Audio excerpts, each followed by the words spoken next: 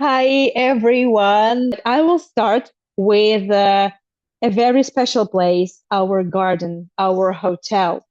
So, the first time we came to Batumi, which was, well, summer 2024, we just accidentally discovered this place in the very heart of the old city.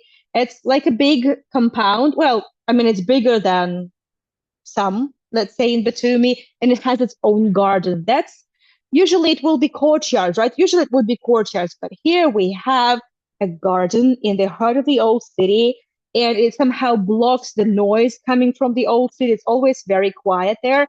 And this house, the owner of the building is living on the upper floor, and the ground floor has like six apartments. So these are six small suites. Half of them even have kitchenette, half don't.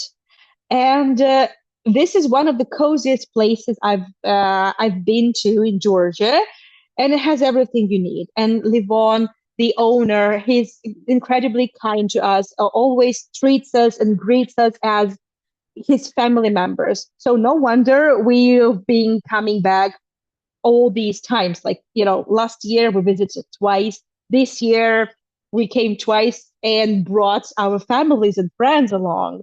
So I'm so grateful to Livon for all the hospitality and also for letting Livon let us live stream the concert. And yes, 1920, that's what it says, 1920. And the last letter is the letter G for year. So this compound was built by his granddad in 1920. 1920 was the last year when Georgia was a free republic before 1921 invasion of Bolsheviks. And this place was built by his granddad and his father and himself and Levon himself. He has been running this business and he's put his heart and mind to it together with his wife, Rosanna, and his grandson. Well, his grandchildren come every year, and Grisha is now friends with them. So it's like so much fun. And you see all these exotic things growing here: limes, persimmon, kiwis, rimonim. Oh, sorry, pomegranates. Sorry, rimonim. It's in Hebrew. I don't know. I don't speak Hebrew, but some words they just really stuck in my mind, and I just whenever I see this a certain thing, I first a word in Hebrew comes, and then in English. How is this even possible? I don't know. I have no idea, but for some reason, that's how things are. Like, obviously, it's too early for the pomegranates. They're probably gonna need another month or two. I'm not really sure, but things grow in Batumi at a breakneck speed. And even though the climate is subtropical, for some species, it's enough to grow, and they're just as delicious as in the tropical latitudes. Okay, but we are back to the promenade, right? I on that previous tour that I've shared the link on the chat. We enjoy the promenade and the way the promenade has changed over the years. But basically, we are focusing on different locations. And I would like to show you the first building, the first house that I visited. Look at this beautiful balcony. I like it how this architecture kind of embraced both European, but also a little bit of the Ottoman influences. And this house actually belonged to someone, Selitrenikov, who was he was a politician. He was a member of the local town hall, and this house is still here. Now it's inaccessible. I know that during the Soviet period, that house was the headquarters to the one of the branches of the Georgian Academy of Sciences, but now it's undergoing restoration, and I'm not even sure what it's going to be afterwards. But the building right next to it is a gorgeous restaurant, Fun Fun. And this Fun Fun restaurant is located in the 19th century, end of the 19th century mansion that belonged to a Nakashidze family. The thing is that in many cases, I really wish I could share a lot more stories with you or like absolutely verified history facts. But unfortunately, for many of these buildings, we really don't have much information. Um, that there are a lot of reasons to that, a lot of them, but the Soviet period, a lot of people trying to hide their, well, where they came from, if they had aristocratic or merchant background. And in general, I would say the chaos of the post-Soviet period, the Civil War and 2008 war. So unfortunately, sometimes there's simply no information. In this restaurant, well, we know that it belonged to Nakashidze family. This is the really old. And in the meantime, I've come to the toilet because I want you to see the thing.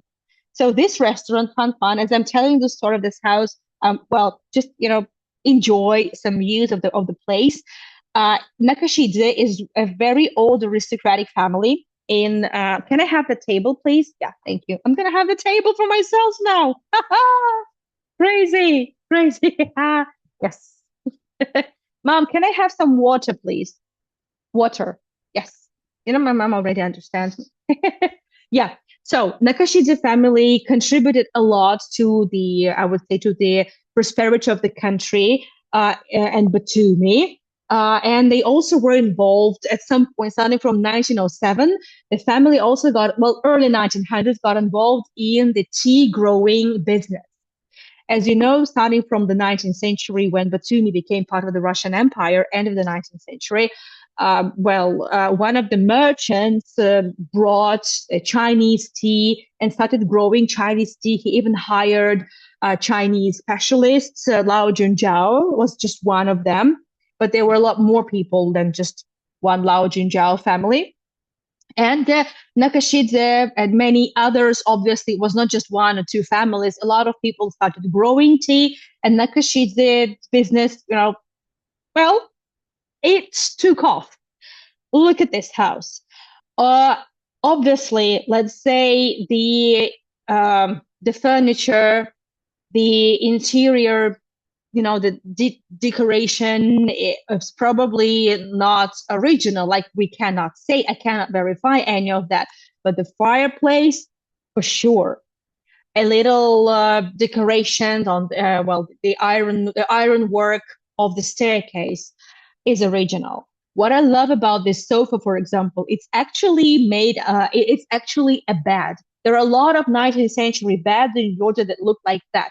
They just have two sides, like two ribs, and at the bed. And usually, from the sides, there would be some paintings, and we have that. So basically, we were sitting here on a bed. Look at that. So that's just lovely. You're sitting on a bed, and this is a 19th century bed, like without a doubt. And that's Misha sitting over there. We had some really nice tea and a little bit of Turkish delights. Well, because Turkey is like 30 minutes drive from Batumi, and Turkish influences everywhere. Another stove, but the fireplace completely took my breath away. I mean, look at this. This is one of the most gorgeous fireplaces I've seen in Georgia. I've seen many, yeah, and I just find this a beautiful work. So Nakashidze could afford all that. He could, absolutely. And there are still a lot of descendants of Nakashidze family.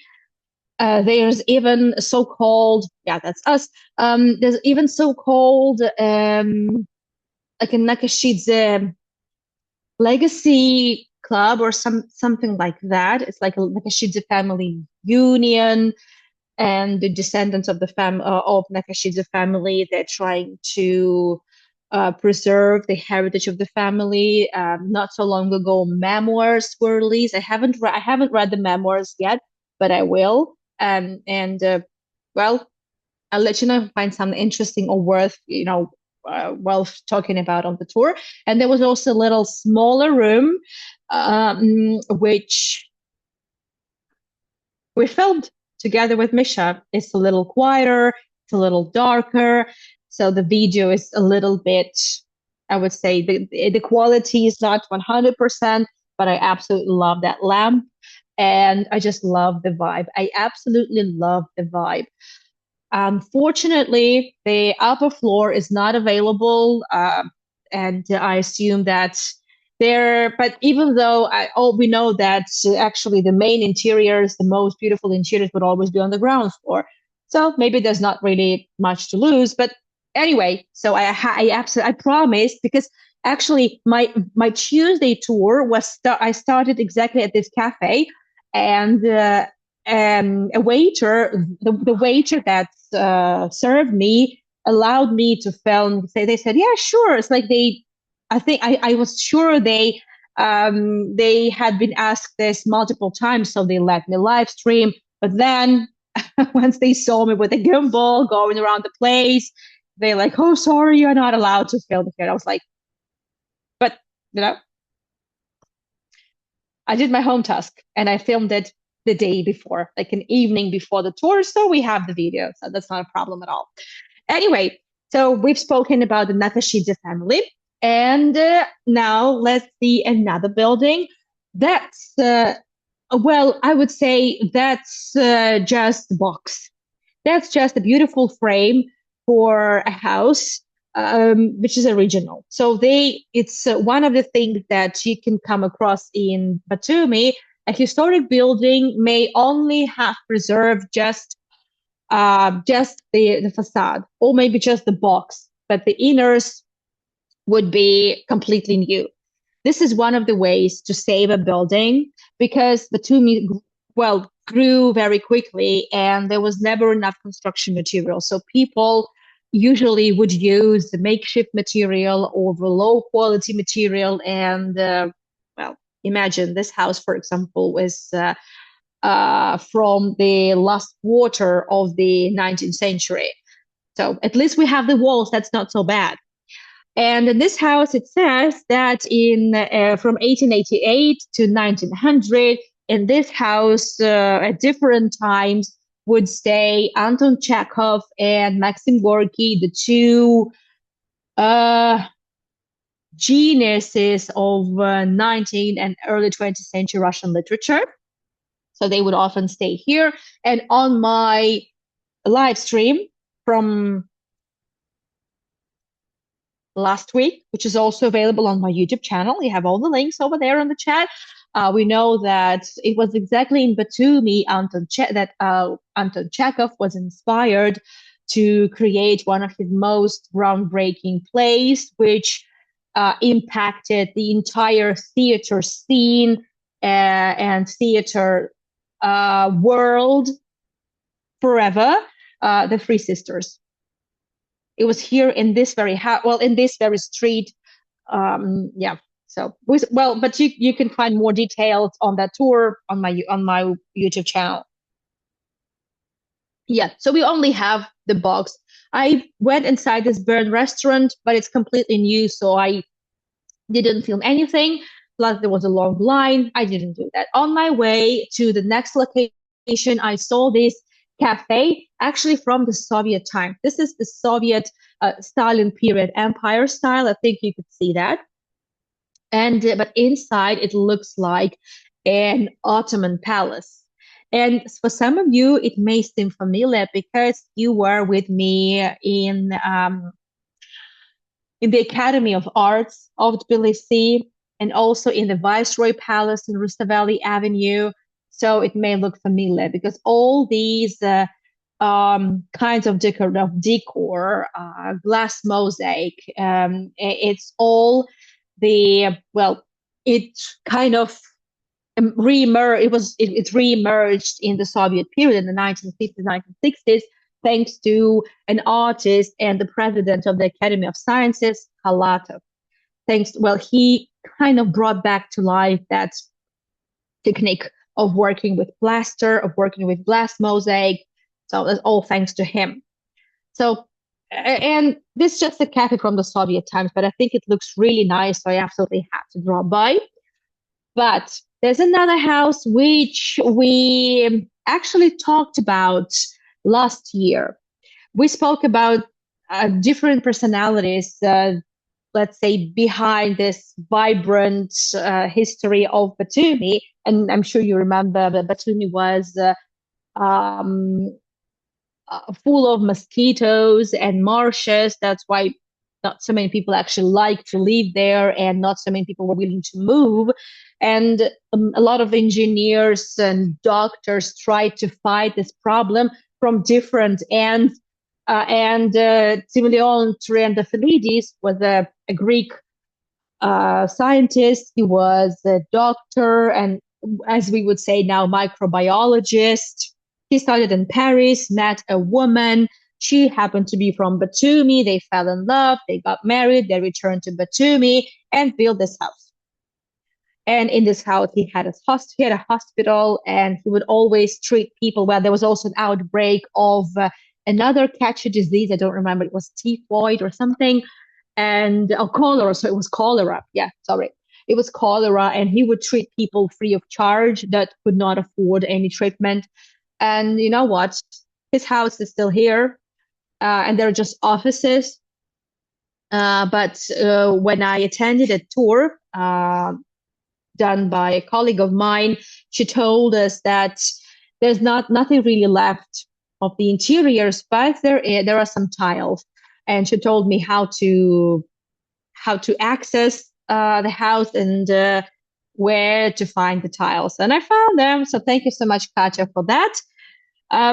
So unfortunately, Timoleon Triantafyllides was abducted. The the people who were involved, they tried, they thought they had a lot of funds, and they asked for ransom, but the family never really had these 20,000 rubles. That's like, I don't know, $200,000, something. Well, it's really rough conversion, but the family didn't have this money, and he was killed. Yeah, but they caught they caught the murderers. Yeah, that's a very sad story. Now we are heading to the main avenue, the Mariinsky Avenue, and that's what it looked like, let's say, at the turn of the 20th century. Mariinsky Avenue, the street that would take you exactly to the sea, and it was the main avenue. So with a lot of gorgeous buildings there. The building to the left, that's the central bank, the central commercial bank of Batumi, and the building the brown one is the one we're actually going to visit. We visited this lobby last year. Uh, that's the house now. That's what it looks like now. A little different, but it's still the same. They added one more floor at some point in 2000s, I guess. Even though it's a listed house now, back in 2000s, I think nobody really could care about it. Yeah, I'm pretty sure. So, but we were able to access. Well, last time I was able to access it, and I showed it to you on a tour. This time we were taken to this lobby by the tour guide Katya, and I'm also sharing here some footage from last year and some footage from this year. But so what we were told is that this house belonged to an Armenian family who were involved in production of wooden cases and wooden boxes for transportation of all sorts of goods, for transportation of also of crude oil, because I'm sure you remember Batumi was a major oil transportation hub. Thanks to Rothschild, thanks to the Nobel brothers and a dozen of other families, and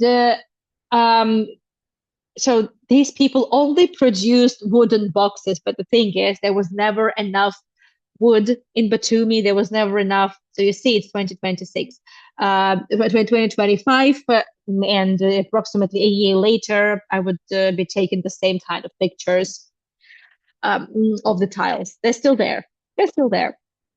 And but there was never really enough construction material. There was never enough wood specifically. And the people who had access to wood, yeah, they were rolling in it. That's exactly what happened to this Armenian family.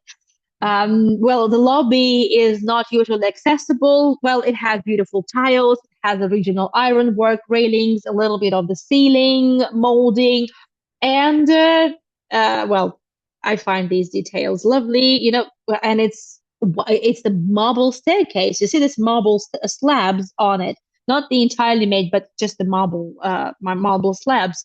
But what I didn't know and what I didn't say last time is this. So in the backyard there is access. It's access to the courtyard, and from there you can see a building which was constructed in the 2000s, and it has really beautiful mosaic on the top. I never saw it before. So thanks to Katya, we now see it. And also thanks to Katya, we now know that there is just about one, two, 5 or 6.5 pieces of original um, stained glass still there in the rosette, and we can see it. Another building, we visited it last year, but thanks to Katya, I was able to make a lot more footage and access more rooms. This house is one of the mysterious. This is the photo from last year. This is a very mysterious building. Well, like since previous year, some information surfaced, and now there is one name kind of associated with this house, a certain Yekaterina Yevkasyeva, but I'm sure I've made a typo. Yevlasyeva, should be Yevlasyeva. Sorry for the typo. Yekaterina Yevlasyeva, who at some point had this name registered under her name. This is not an ordinary house. It's definitely, well, it's not a typical one, and it's quite an expensive accommodation. Not everyone could afford that. So definitely, um, it belonged to someone with, let's say, good amount of money. This someone who owned the house definitely must have been involved in, or must have been into hunting, or maybe served in the army. Maybe was an officer, because you can see the elements, but you can also see a Turkish turban, an Ottoman turban, Hatarbush. So this person could have been somehow involved, maybe in the Russian-Turkish War, or maybe he was a Muslim. Not sure. We don't really know. I love the scales, like fish scales and dragon scales on the door, and the house is looking really nicely, and also it looks beautiful from the inside. Last year, I was able to access the lobby. Actually, during the working hours, during the weekdays, the lobby is open, because on the ground floor there's now an architecture, kind of a design company, architecture bureau, um, has its office. So we have original tiles, some of them, and also we have a beautiful ceiling or platform decoration. However, I was told that the ceiling is not original. I didn't know it last year. Now I know.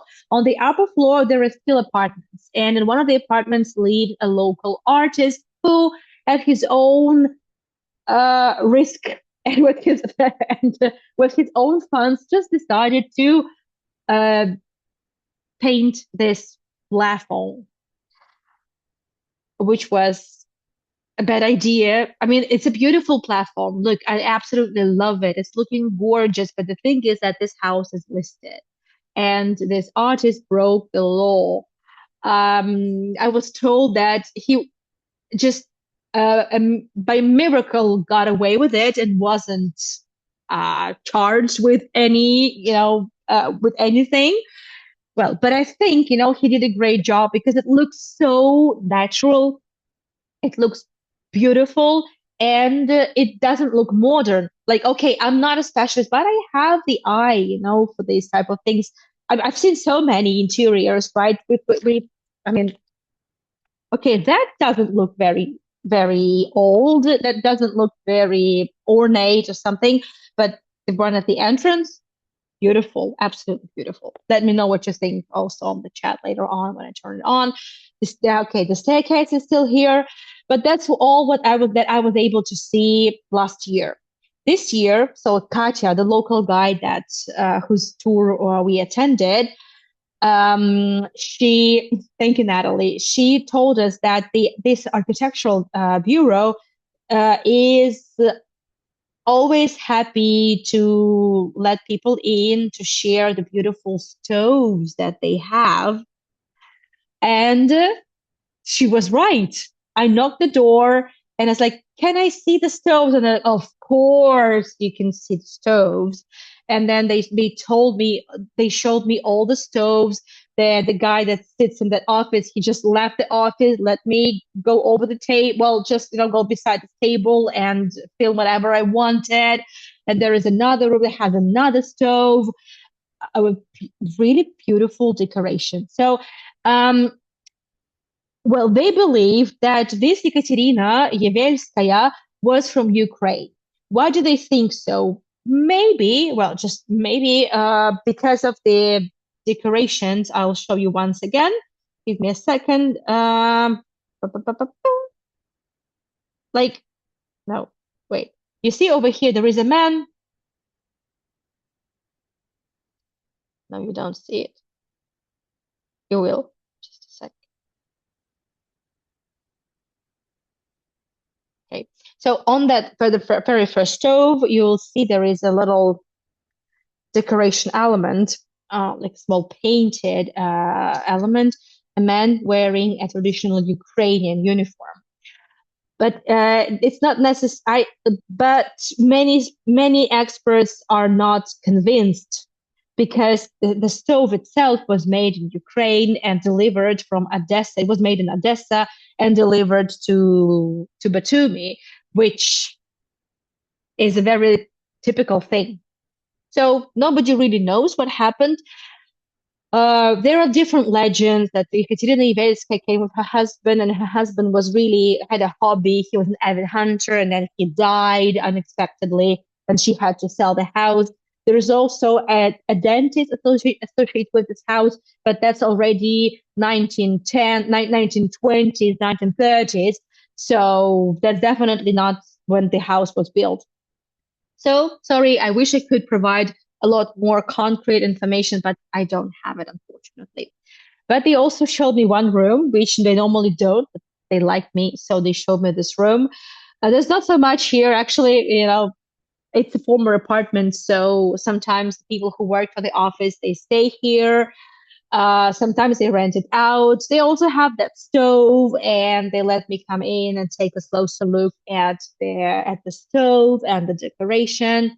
So it says burned, uh, someone burned, and it says Odessa, made by someone burned in Odessa. So we have no idea who this Yevlastieva was, where she came from. But anyway, and now it's evening time, and we are about to walk a little bit of one of the central streets. So that's the Mariinsky, well, that's the former Mariinsky Avenue. Now Mariinsky Avenue has the name of Mehmet Bashidze, one of the social activists of Georgia who fought against Ottoman oppression and Russian oppression. Well, um, there is a house that belonged to a certain Spalansky. Again, this information comes from Katya. I didn't know that.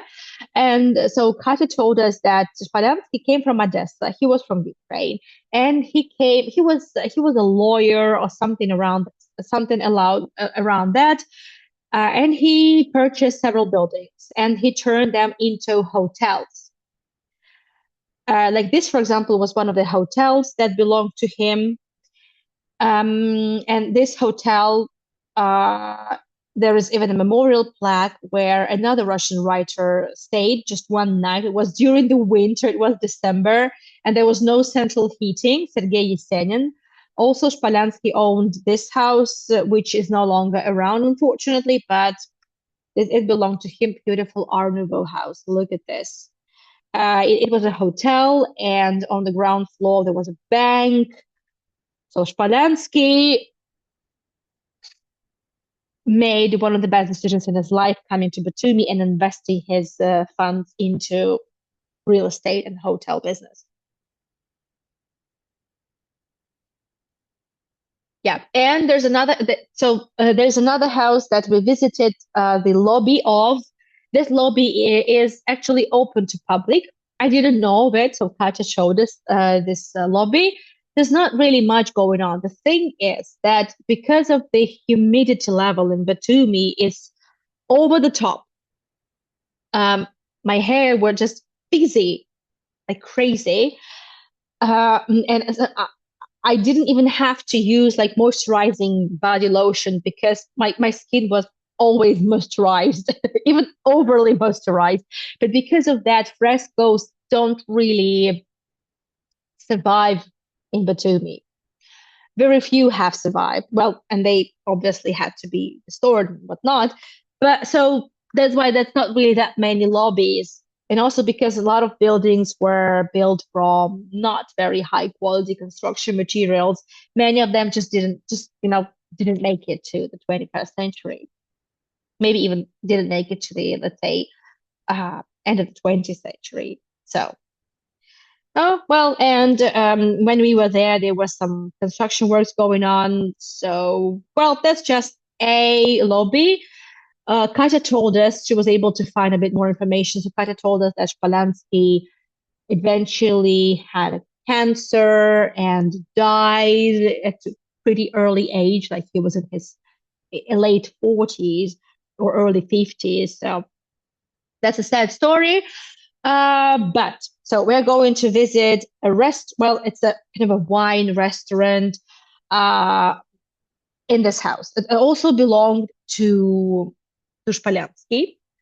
So perfectly located, the end of the Mariinsky Avenue over there on the ground on the ground floor. I'm not sure what's going on, but on the second floor of on the upper floor there is a wine restaurant, and it just has these original interiors. I don't think that the chandelier is original. I'm sure it's not, but look at the moldings, look at the decorations, yes, and the balcony and the fireplace. Obviously, all those cans, pots, kettles, and whatnot are not original, but they are definitely old. The second room, well, has some Georgian family portrait and a lot of earthenware, a lot of mm, I don't know, pots and whatnot. And you know what? I love this table because this table, well, the top is glass, but the it's laid on the trunk of a tree, which was turned into a wine press. And so people would just be stepping there and crushing the grapes with their feet. So that's the old Georgian wine press. For a wine restaurant, I think it's the best type of, it's the best table one they could come up with. So some old musical instruments, old cameras, all these different things they could find in the flea market. They just place here, and this really adds to the vibe.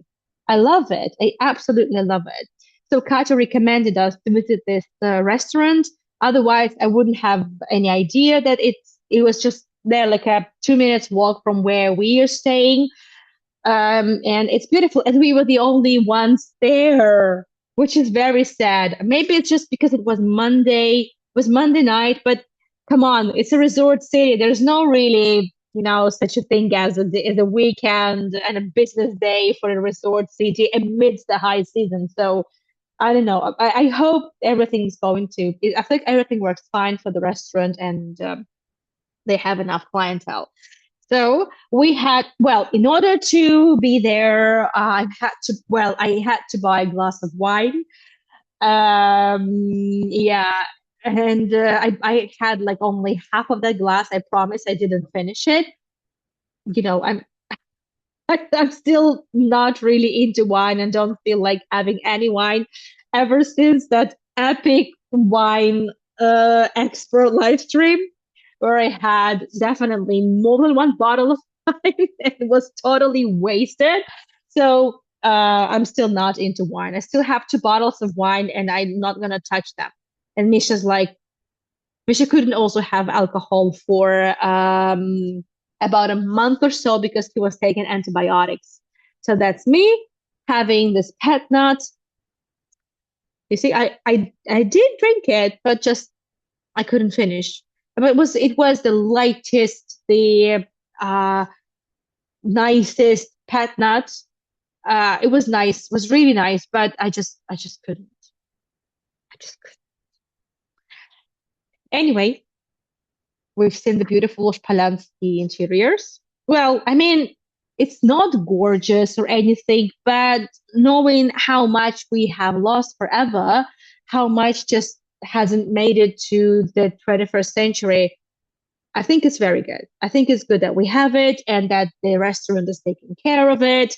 So that's it. And now we are leaving. Yeah, the sea is over there. You don't see it now because it's dark, but the sea is just over there.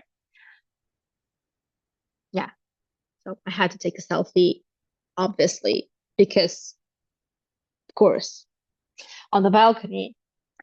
And now we continue walking along the Mariinsky Avenue, more towards the center of it. And, well, on one of my tours, we passed by this house. This house has a memorial plaque, and that memorial plaque, well, just forget it because my mom and Grisha are there waiting for me to film it.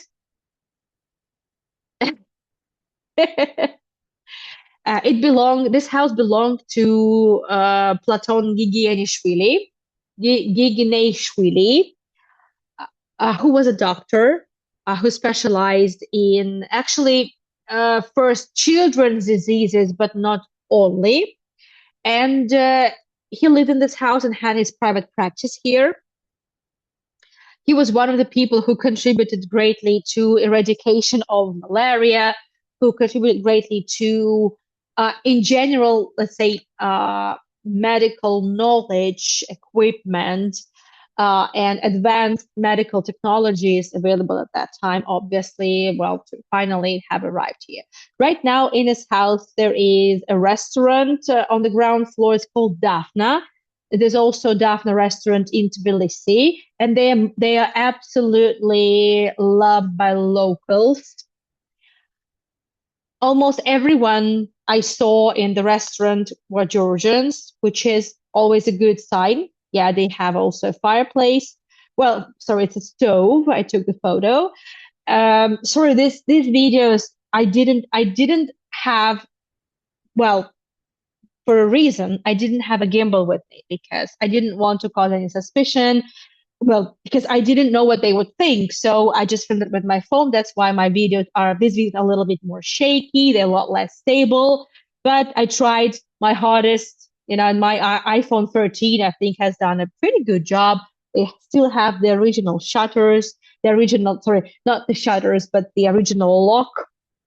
They have a nice ceiling. Yeah, okay, the chandelier is definitely not old, not original. The floor is not original, but at least the ceiling decoration is. And Daphna is famous for its fried hinkali, which I which I only had once. Whenever I'm near the Tbilisi Daphna restaurant, I mean the Daphna restaurant in Tbilisi, there's always a line of people. There's always a line there, and I'm always in a hurry, so like I never really have time to wait for them to find a table for me. So I should probably fix that somehow and go there once again to try the hinkali. But okay, on the upper floor, however, there is a bar.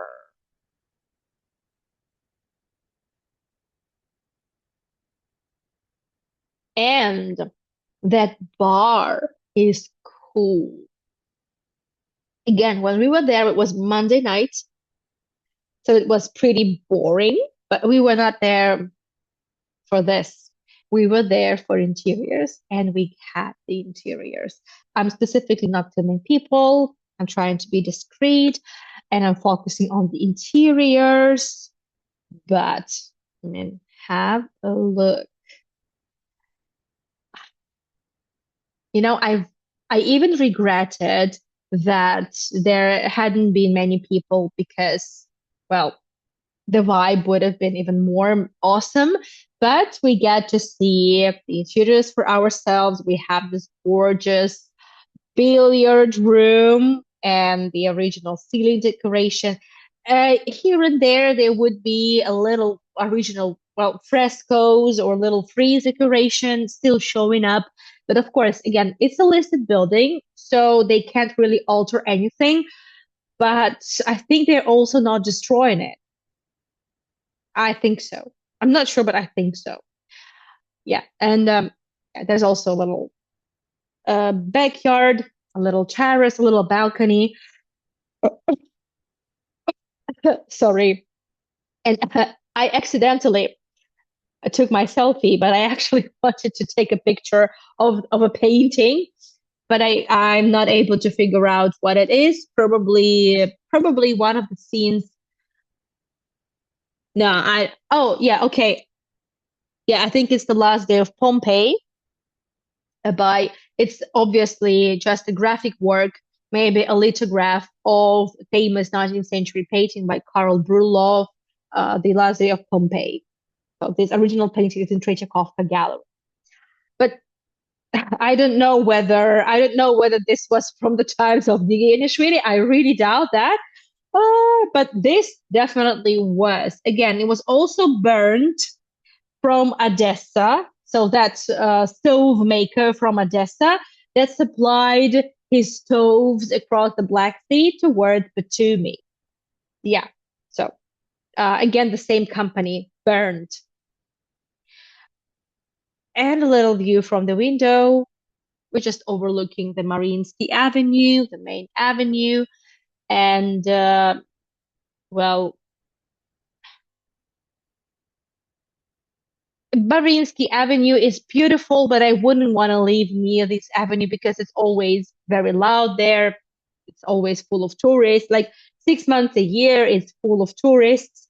And probably the other 6 months of the year, locals absolutely love it because it only belongs to them, only belongs to locals. What can I say? Yeah. Anyway, they were just these two ladies and one guy playing billiards and just us. We were there. I bought some kombucha because I couldn't just come and film it for free, and that was it. And then we need to turn from the Mariinsky Avenue towards Lado Satiani Street. And this is the area where we were a week ago on my live stream, that the one that ended up with a storm by the sea. So we are now going to be in the area of the former market.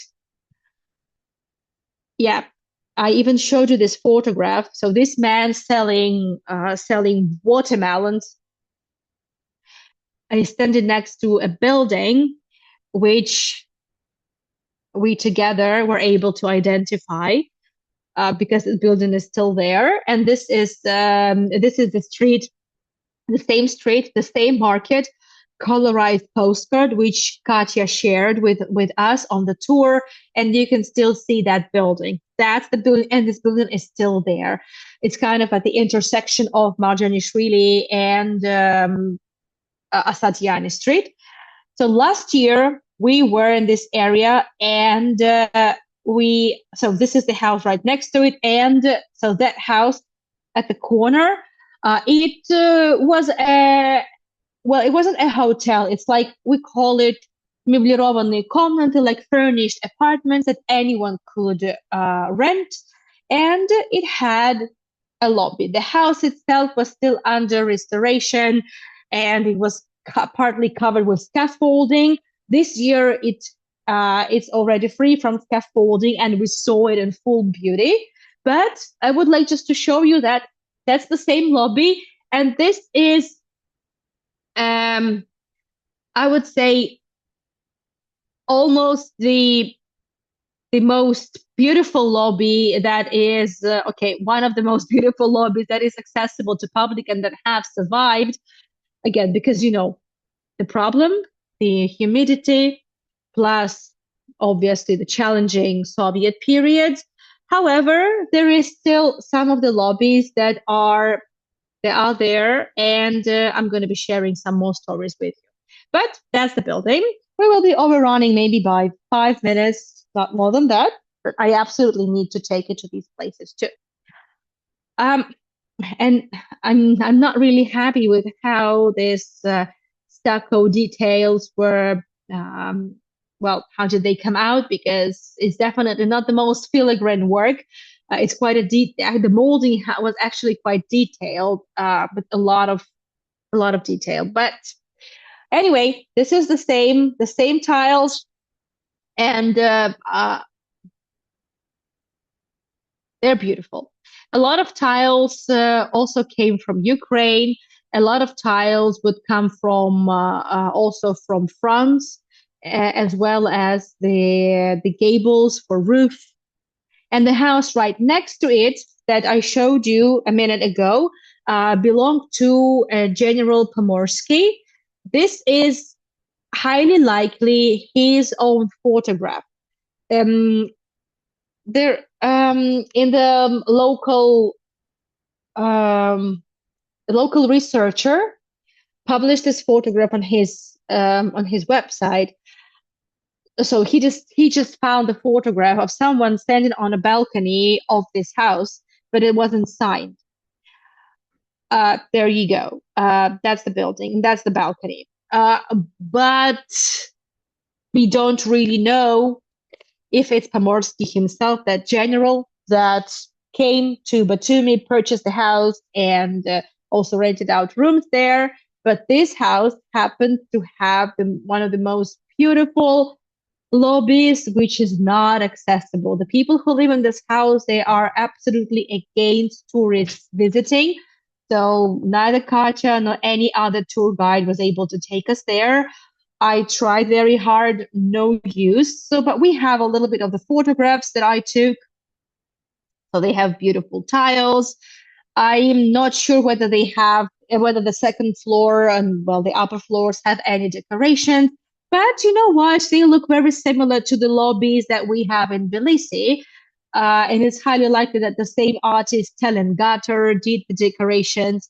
So, okay, well, maybe some other time. Maybe some other time. Another house, which is my a little victory. Last year, I did a lot of Jewish heritage tours of Batumi for different JCCs, and also for my for my YouTube audiences, and just the opposite, the synagogue, which we're not talking about this time because it's one of the places that we have not really visited or revisited. Like it's called Batumi Behind Closed Doors, but well, synagogue was actually open, and I did a tour even inside. The recording is available. Let me know if you have trouble accessing the archives for my sponsors. I will be happy to share the link with you once again. And if you'd like just to see one or two tours, you can always contact me and I will send you the link. This is not going to be an issue. But so this is the video. This is the photo that was taken last year by Misha. And last year, I was just passing by this house and the window was open. I knocked on the window and asked if they could let me in because I saw the lobby from the outside. And they opened the door for me. So this house belonged to Ali Khanov. Ali Khanov actually was a Tbilisi-based merchant, but also had property in Batumi because he was a good merchant and a good investor in real estate. So, in Ali Khanov was involved in oil trade, in uh, he also had some iron ore deposits in Siberia. So he had his house. And the lady who lives there, she allowed me to film, she allowed me to take photos, and I shared it with you last year. But I thought it would be a good idea to show it to your girl because this is a beautiful lobby. And since Batumi doesn't have a lot of lobbies compared to but compared to Tbilisi, I absolutely had to show this to you once again because well, I don't expect you to remember it, and well, I thought it would be a good idea if more people could see it.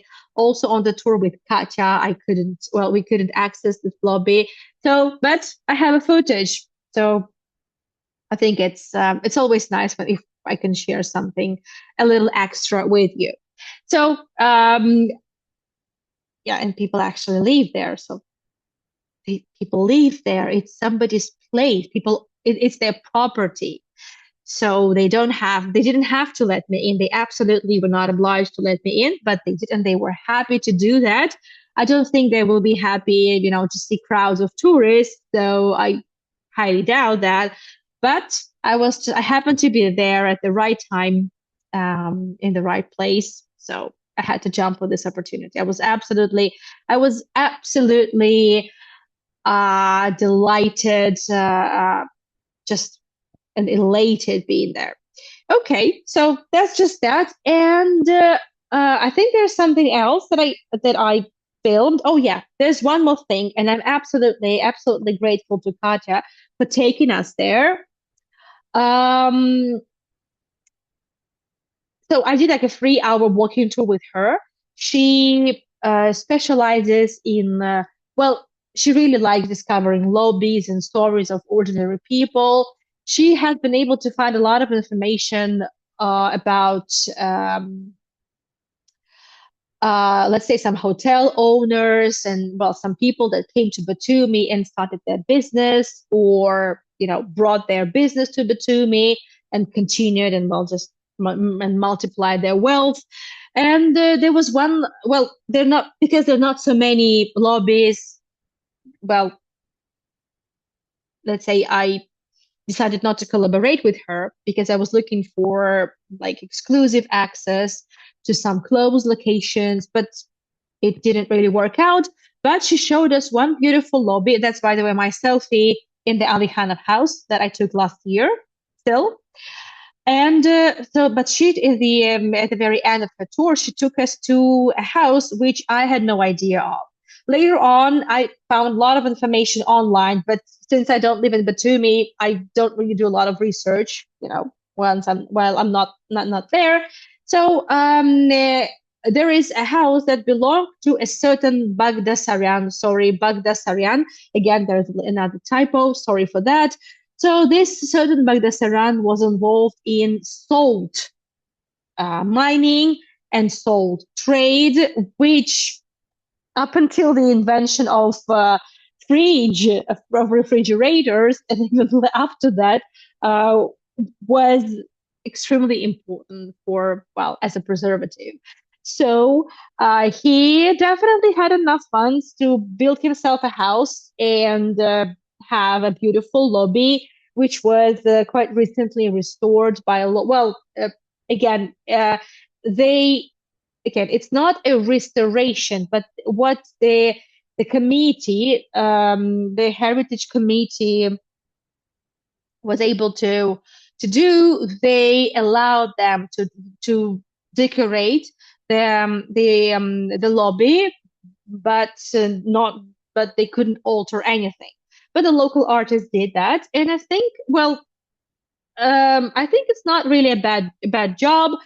And again, we see the views of Georgia from the both sides of the lobby. It usually would be, well, for citizens, but not necessarily. So, but we have beautiful views of Georgia, mountains, forests, water. They are not signed, so we don't really know. This could be Batumi, but I am not sure. And unfortunately, we don't have information about this Bagdasaryan. But again, he was just a merchant. He wasn't really a writer, wasn't an artist. He was just a merchant who, well, earned his money and, well, died and probably had his house confiscated. Well, and that's it. So at least the house is still there, and people who live in this house, They have not locked this house from everyone else. And I'm grateful to Katya for showing this house to me.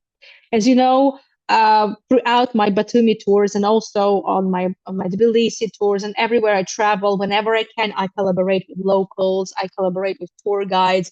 I just decided not to collaborate with Katya because there wasn't really this much of the exclusive content available. So I'm just sharing bits of what I have and also uh, what I learned from her on the tour, and I'm showing it. So but I think it's still a lot, and I hope. And we saw a lot of more buildings under restoration, a lot more buildings, a lot more to expect next year to be ready. I am absolutely sure that next time when we visit, we'll have a lot more buildings accessible.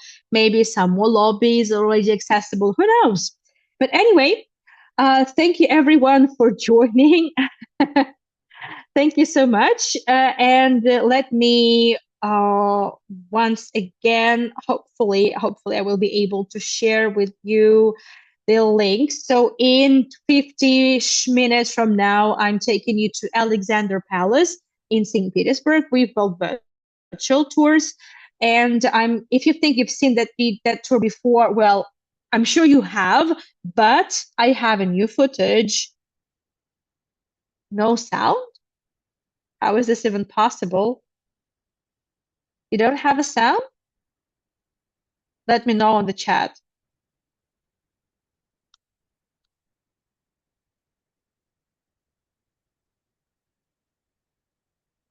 Interesting.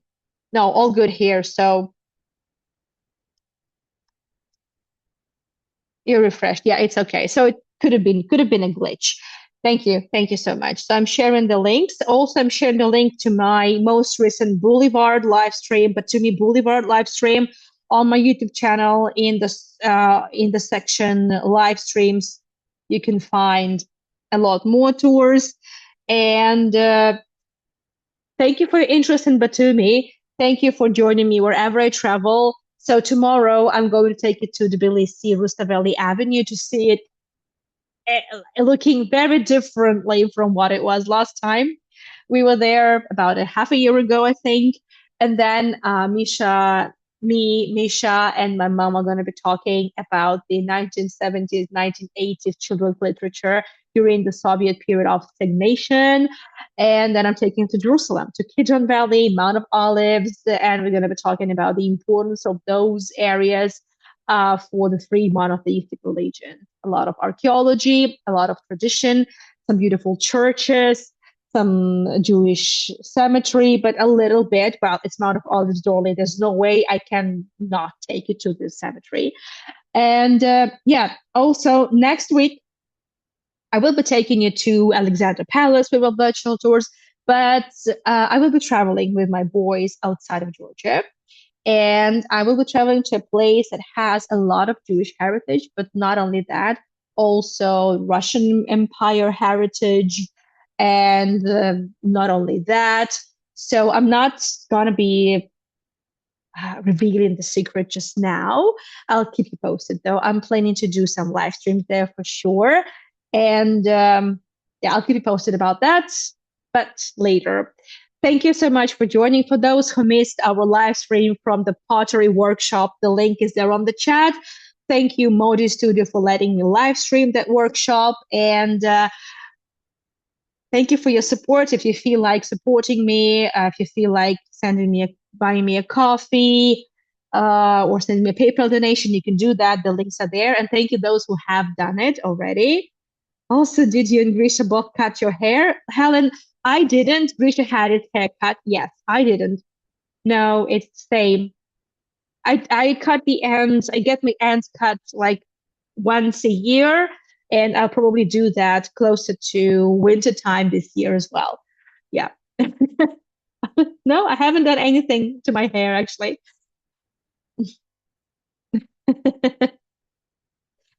Thank you. Thank you, Natalie. Vedant. Thank you.